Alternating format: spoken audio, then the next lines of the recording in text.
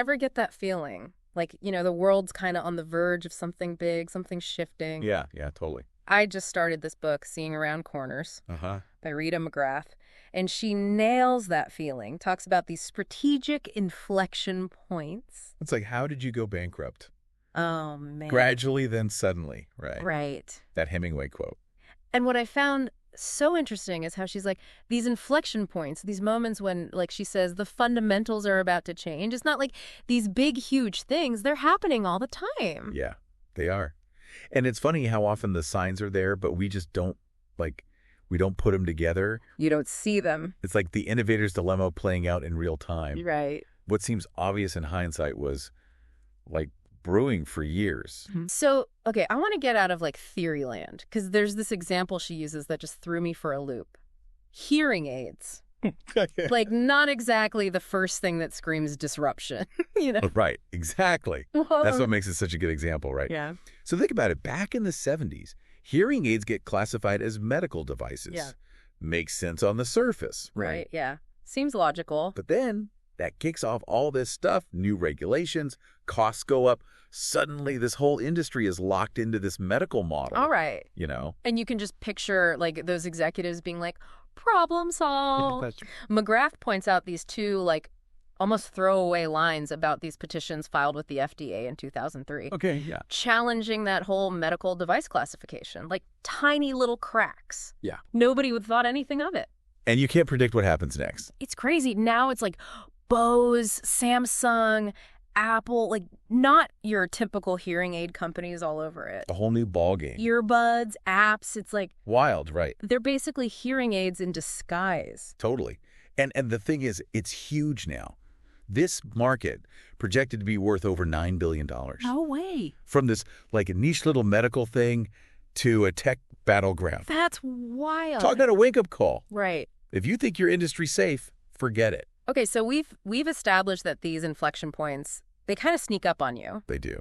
And even the biggest companies, the most established industries, they're not immune. Right. But how do we actually see them coming Yeah. before it's too late? That's the million-dollar question. Right. Right. McGrath has all these frameworks and tools in the book. Yeah. One that I found really useful is this analogy she makes to driving. Okay. She says spotting an inflection point early is like making a small adjustment to your steering wheel Okay. versus having to swerve to avoid an obstacle at the last second. Yeah, so it's course correction instead of crisis management. Exactly. I like that. Right. But how do we know when to make that adjustment? What are we actually looking for? So she talks about this idea of lagging, current, and leading indicators, Okay. which sounds kind of jargony, but it actually makes a lot of sense. Okay. Lagging indicators, it's like looking in the rearview mirror. Okay. They tell us what's already happened. Yeah. The data that we know for sure. Got it. Sales figures, market share, that kind of thing. Okay, so that's the past covered. Right. What about current indicators? So current indicators, Is that just what's happening right now? yeah, they give us a snapshot of the present Okay. based on how things work today. Okay.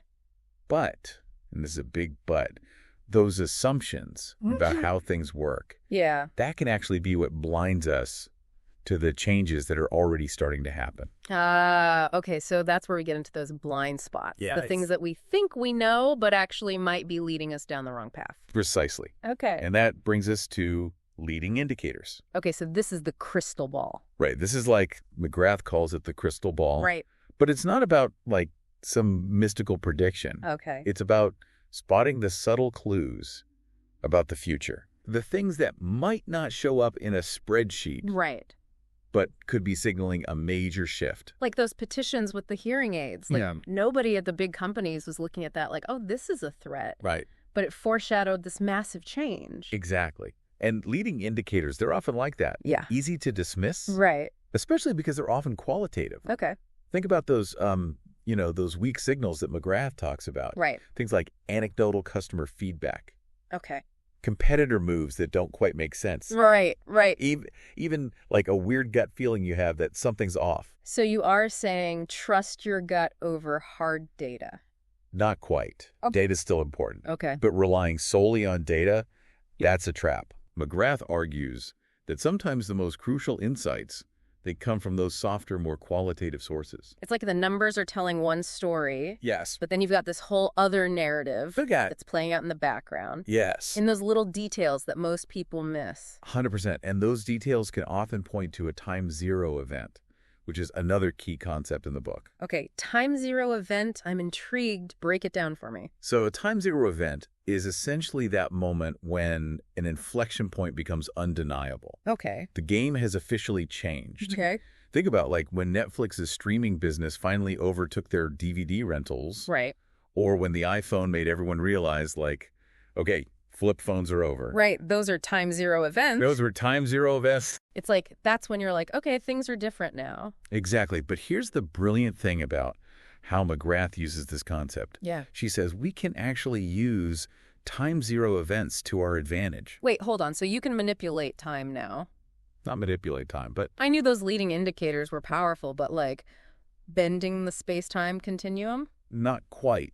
But we can use it as a tool for planning. Okay, got it. McGrath suggests working backward from potential time zero events. Okay. It's like a thought experiment. What would have to happen for that event to become reality? So let's say our time zero event is 50% of people are now using like personal robots to do their grocery shopping. Yeah. We'd then work backward and be like, okay, what needs to happen in the 6 months, 1 year, 2 years leading up to that? Exactly. And by mapping out those steps, then we can start to identify those leading indicators that we should be paying attention to right now. Oh, okay. Right. So, for example, are venture capitalists suddenly pouring money into, personal robotics startups? Right. Are there new regulations being proposed around, robot safety in public spaces? So rather than being overwhelmed by this, like trying to predict the future, it's like you've got these time zero events as these guideposts. Exactly. And you can work backward to figure out what those early warning signs might be. Exactly. It's like connecting the dots, but in reverse. I like it. Yeah, it makes it less overwhelming for sure. And to make it even more practical, McGrath suggests using a tool that she calls 2x2 matrices, Okay. which sounds way more complicated than it actually is. So less like complex algorithms, more like strategic brainstorming. Exactly. Okay. So, remember that example we talked about earlier with the energy companies? Yeah. Getting blindsided by this slow growth of energy consumption. Right, because they were stuck in the past relying on those lagging indicators. Exactly. Yeah. They totally missed the boat. Right. So using these 2x2 matrices, you can basically say, okay, what if demand goes up, but we also see a rise in, decentralized energy sources like solar? Okay. Or what if demand stays flat, but the cost of renewables, it plummets? It's about forcing yourself to consider these possibilities that you might otherwise overlook. This is giving me choose your own adventure, but for business? Exactly. And the cool thing is we can actually start applying this to like the hearing aid example from before. Okay. Yeah, I'm game. Right. So if we said like hearing aids are no longer considered medical devices, that's our time zero event. Yeah. What would like the 6 month, 1 year, 2 year lead up to that look like? Now you're thinking like a strategic foresight guru. There you go. And that's exactly the kind of conversation you want to be having with your team. Right. Okay, so these 2x2 matrices, super useful, right? For like mapping out possibilities, especially when we're using these time zero events as these guideposts. But the thing I always get stuck on is even with all this, right? Like even when we see it coming, sometimes we still miss it. Yeah, it happens. Like how do you explain that when like entire companies, brilliant people, they just totally miss the boat? It's more common than you think. And it really comes down to those blind spots that we were talking about. Yeah. It's not about intelligence or anything like that. It's more about how our experiences, our assumptions, they shape what we see, and more importantly, what we don't see. It's like that example of that Clifford Stoll, the guy who wrote that article in Newsweek. Oh, yeah. Completely dismissing the internet. Like, this is a fad. This is not going to go anywhere. Yeah. And then, boom, Amazon launches the next year. Talk about, like, bad timing. Right. But it makes you realize, like, sometimes being too close to a situation, being so entrenched in the existing way of thinking, that actually becomes our biggest obstacle. So what are some other ways that we, like, trip ourselves up like that? Give me some more examples. So one that McGrath talks about in the book is this executive from a telecom company. Okay. And, he was adamant that their service was not an issue. Okay. And his reasoning was that he personally had never had a problem Oh, no. on business trips. Oh, no. But what he didn't realize was that he had a whole team. Right. Whose sole job it was to ensure that he had a seamless experience. He was in a bubble. He was in a bubble. Yeah.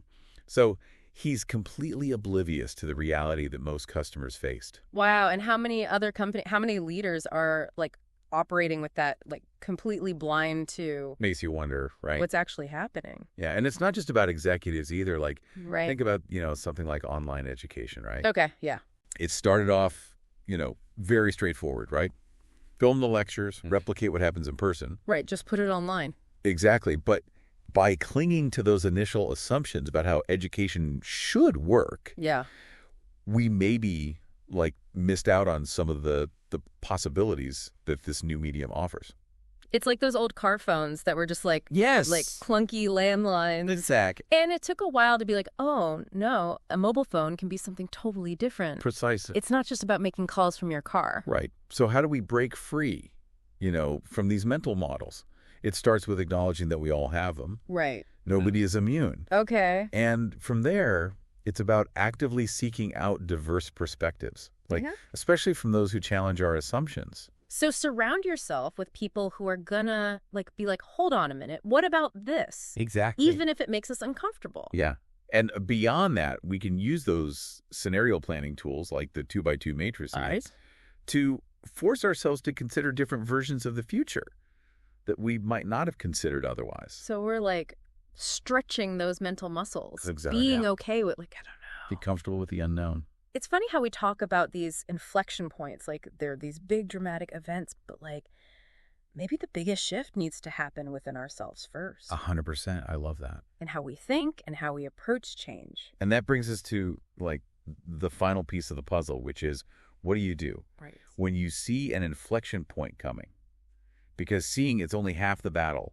Right. Knowing and doing are two very different things. Exactly. So what's the game plan? What do we do? Yeah. McGrath uses Netflix as a case study. Okay. And it's fascinating because it shows that even when you predict the future correctly, even when you make the right move, timing is everything. Wait, too early for Netflix? How is that possible? Yeah. They were the ones who were like, DVDs, no streaming. Exactly. So back in 2007, they launched a separate streaming service. Okay. The technology's there. The vision is there. Right. It flopped.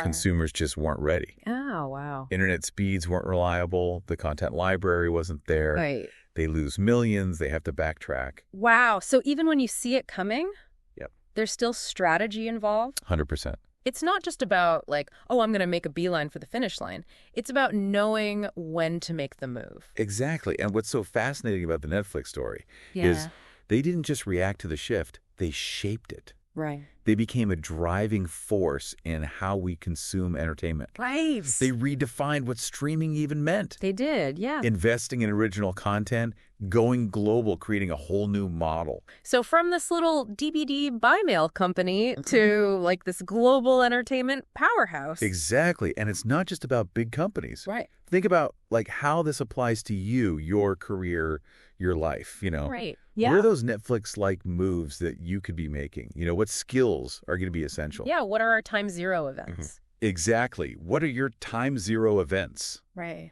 What seemingly insignificant things are happening right now? Yeah. That could totally disrupt your industry in the next 5, 10, 15 years. This has been such a mind-blowing deep dive. And I think for me, the big takeaway is it's not about predicting the future.